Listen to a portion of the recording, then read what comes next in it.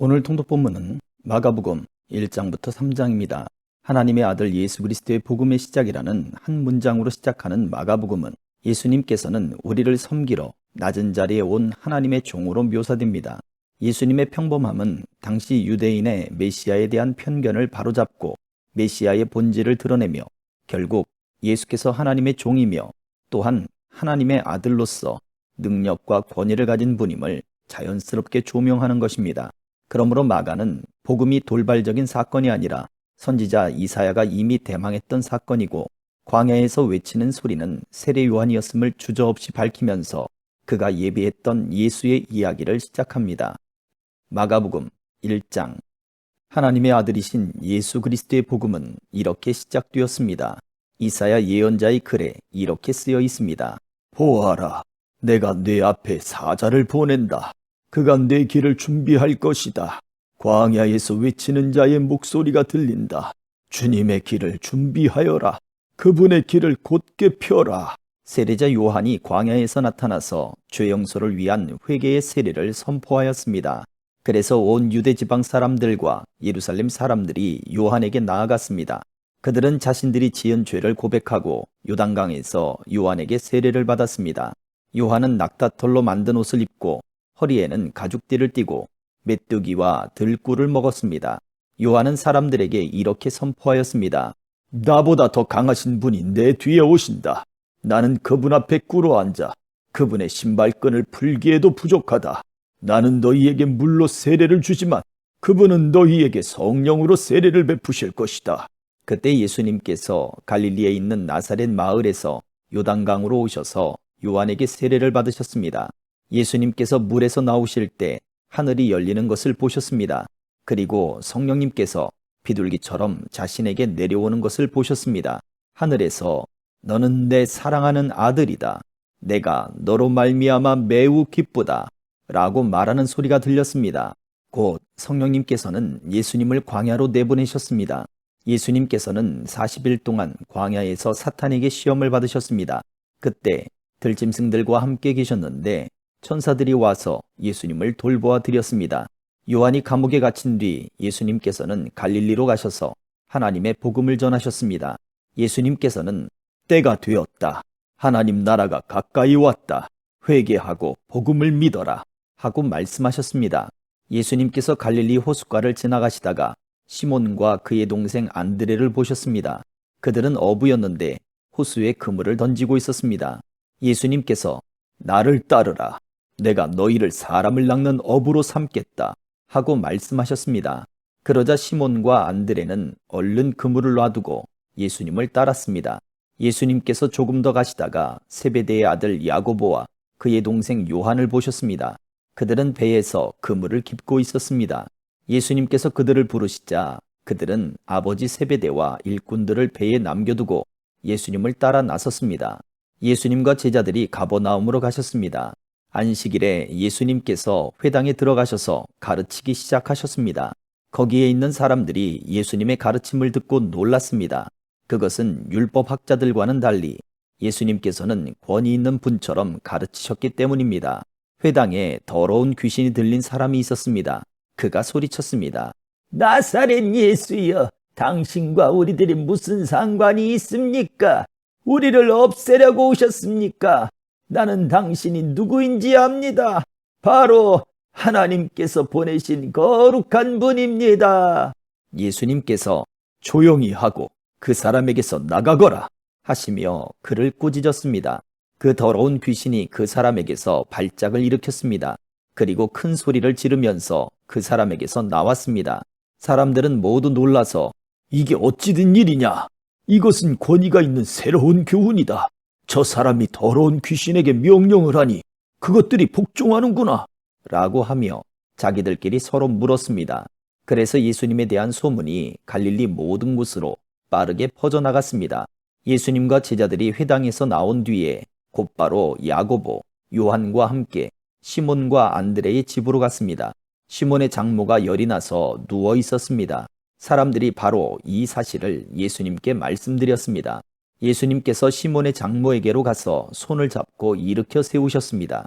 그러자 바로 열이 내렸습니다. 시몬의 장모는 예수님을 섬겼습니다.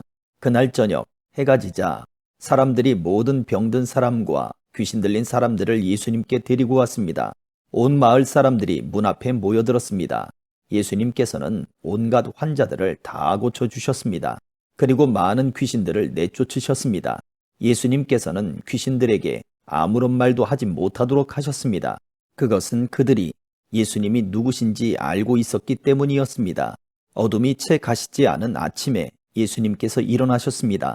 그리고 조용한 곳으로 가셔서 기도하셨습니다. 시몬과 그의 친구들이 예수님을 찾으러 왔습니다. 그들은 예수님을 찾자 모든 사람들이 선생님을 찾고 있습니다 라고 말했습니다. 예수님께서 대답하셨습니다. 근처에 있는 다른 마을로 가자. 거기서도 내가 전도할 것이다. 내가 바로 그것을 위해서 왔다. 예수님께서는 갈릴리 모든 곳을 다니셨습니다. 회당에서 말씀을 전하시고 귀신들을 내쫓으셨습니다. 어떤 문둥병 환자가 예수님께 와서 무릎을 꿇고 간청했습니다. 선생님께서 원하시면 저를 깨끗하게 하실 수 있습니다. 예수님께서 그 사람을 불쌍히 보셨습니다. 그래서 손을 내밀어 그를 만지시며 말씀하셨습니다. 내가 원하니 깨끗해져라. 그러자 바로 문둥병이 떠나고 그가 나았습니다. 예수님께서 그에게 단단히 이르시고 보내셨습니다. 아무에게도 이 일을 말하지 마라. 다만 가서 제사장에게 네 몸을 보여주어라.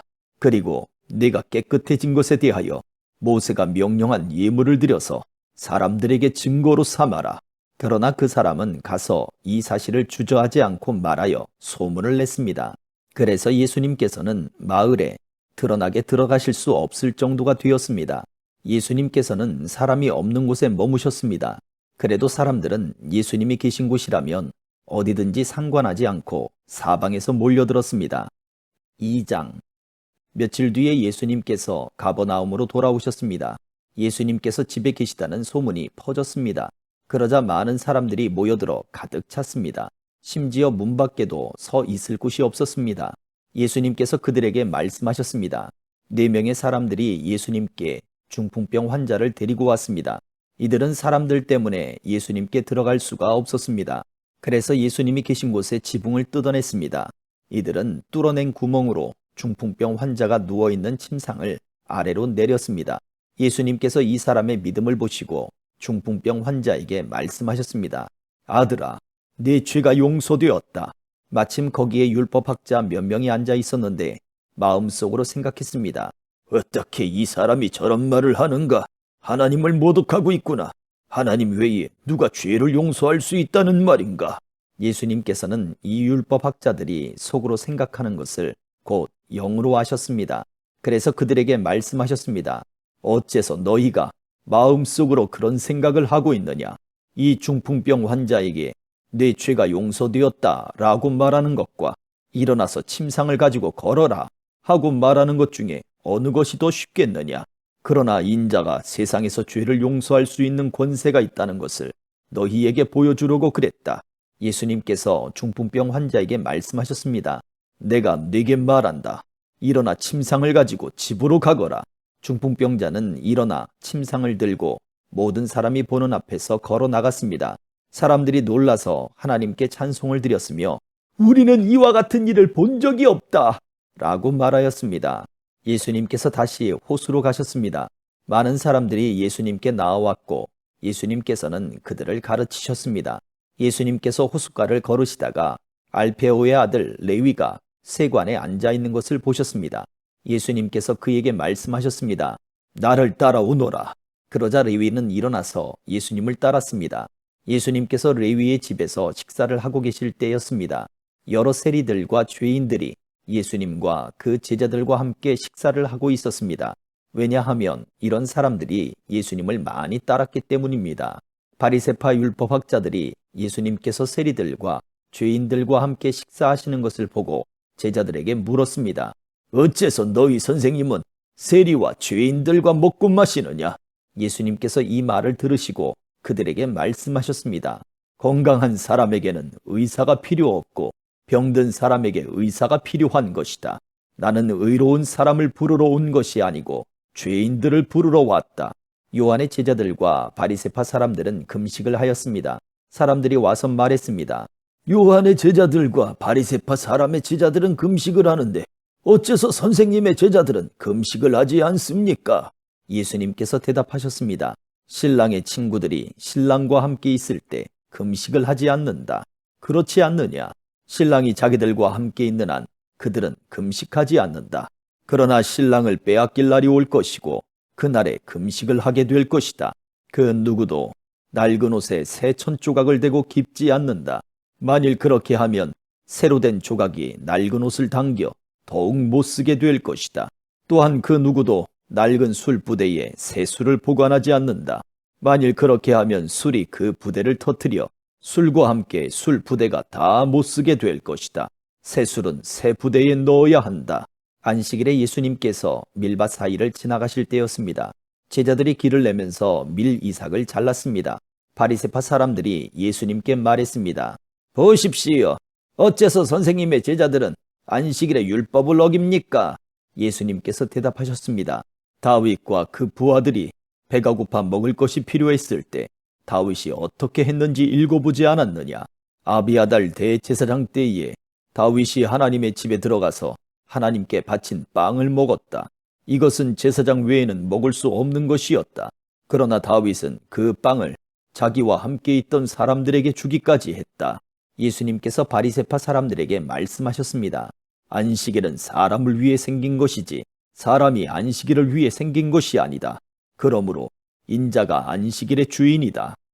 3장. 예수님께서 회당에 들어가셨습니다.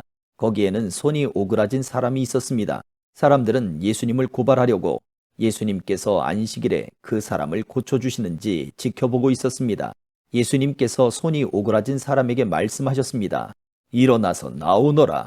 그리고 그들에게 물으셨습니다. 안식일에 좋은 일을 하는 것이 옳으냐? 나쁜 일을 하는 것이 옳으냐? 사람의 생명을 살리는 것이 옳으냐? 죽이는 것이 옳으냐? 그러자 사람들이 아무런 대답도 하지 못했습니다. 예수님께서 분노하시며 주위를 둘러보시고 사람들의 마음이 굳은 것을 아시고 슬퍼하셨습니다. 예수님께서 그 사람에게 말씀하셨습니다. 네 손을 펴보아라. 그 사람이 손을 내밀자 그 손이 나았습니다. 바리새파 사람들이 거기를 떠나 헤롯 땅 사람들과 함께 예수님을 죽일 계획을 세웠습니다. 예수님께서 제자들과 함께 호수로 가셨습니다. 그러자 갈릴리에서 온 많은 사람들이 예수님을 따라왔습니다. 그리고 유대와 예루살렘과 이두메와 요단강 건너편 두로와 시돈 지방에서도 많은 사람들이 예수님이 행하신 일에 대한 소문을 듣고 찾아왔습니다. 예수님께서는 몰려드는 사람들이 너무 많아 제자들에게 배를 준비하라고 말씀하셨습니다. 예수님께서 많은 사람들을 고쳐주신 까닭에 병에 걸린 사람들이 예수님을 만지려고 밀려들었던 것입니다. 더러운 귀신들은 예수님을 보기만 하면 앞에 엎드려서 당신은 하나님의 아들이십니다 라고 소리쳤습니다. 그러자 예수님께서는 귀신들이 예수님을 드러내지 못하도록 그들을 엄하게 꾸짖으셨습니다. 예수님께서 산 위에 올라가셔서 원하시는 몇몇 사람들을 부르셨습니다. 그러자 그들이 예수님께 올라왔습니다. 예수님께서 12사람을 세우시고 이들을 사도라고 부르셨습니다. 예수님께서는 그들과 함께 하시면서 그들로 하여금 나가서 말씀을 전하게 하셨습니다. 또한 귀신을 내쫓는 권세도 주셨습니다. 예수님께서 12사람을 세우셨는데 그들은 예수님께서 베드로라는 이름을 지어주신 시몬과 천둥의 아들들이란 뜻으로 예수님께서 보아너게라는 이름을 지어주신 세베대의 아들 야고보와 그의 동생 요한, 안드레, 빌립, 바돌로메, 마테, 도마, 알페오의 아들 야고보, 다데오, 열심당 출신의 시몬, 그리고 예수님을 배반한 가룟 출신의 유다입니다. 예수님께서 집에 오시자 다시 많은 사람들이 모여들었습니다. 그래서 예수님과 제자들은 식사도 할 수 없을 지경까지 되었습니다. 예수님의 식구들이 예수가 정신이 나갔다 고 말하는 소리를 듣고 그를 잡으러 왔습니다. 예루살렘에서 온 율법학자들은 이렇게 말했습니다. 예수가 바알세불이 들렸다. 예수는 귀신들의 우두머리의 힘을 빌어서 귀신을 내쫓는다. 예수님께서 사람들을 불러 모으시고 비유로 말씀하셨습니다. 사탄이 어떻게 사탄을 내쫓을 수 있느냐? 만일 나라가 자기들끼리 나뉘어 싸우면 그 나라는 제대로 설 수 없다. 만일 한 집안이 자기들끼리 나뉘어 싸우면 그 가정은 제대로 설 수 없다. 만일 사탄이 자기들끼리 나누어 싸우려고 일어나면 스스로 망할 것이다. 먼저 힘센 사람을 묶어놓지 않으면 그 사람의 집에 들어가 그의 재산을 약탈할 수 없다. 묶어놓은 뒤에야 그 집을 약탈할 것이다. 내가 너희에게 진정으로 말하는데 사람들이 무슨 죄를 짓든지 어떤 비방을 하든지 그것은 모두 용서받을 수 있다. 그러나 성령님을 모독하는 죄는 결코 용서될 수 없다. 그것은 영원한 죄이다. 이 말씀을 하신 것은 율법학자들이 예수님께 더러운 귀신이 들렸다고 말했기 때문입니다. 예수님의 어머니와 형제들이 도착했습니다. 그들은 밖에 서서 사람을 보내 예수님을 불렀습니다. 사람들이 예수님 주위에 앉아 있다가 예수님께 말했습니다. 보십시오. 선생님의 어머니와 형제들이 밖에서 선생님을 찾고 있습니다. 예수님께서 대답하셨습니다. 누가 나의 어머니이고 누가 나의 형제냐? 주위에 앉아있는 사람들을 둘러보시며 말씀하셨습니다. 보아라, 내 어머니와 형제들이다. 누구든지 하나님의 뜻대로 행하는 사람이 나의 형제와 자매이며 또한 어머니이다. 아멘.